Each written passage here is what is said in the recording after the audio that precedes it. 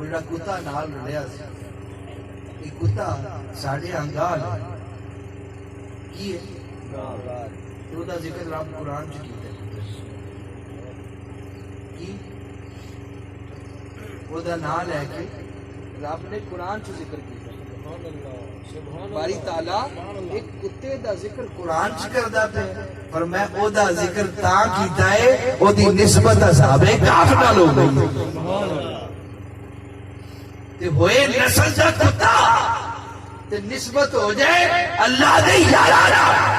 اللہ کہندا ہے میں او دا ذکر بھی قرآن وچ کردا تے جے فرمایا بندہ ہوئے تے او دی نسبت کسے ولی نال ہو جائے، رب اس بندے نو کتنی عظمت آتا۔ سبحان اللہ سبحان اللہ۔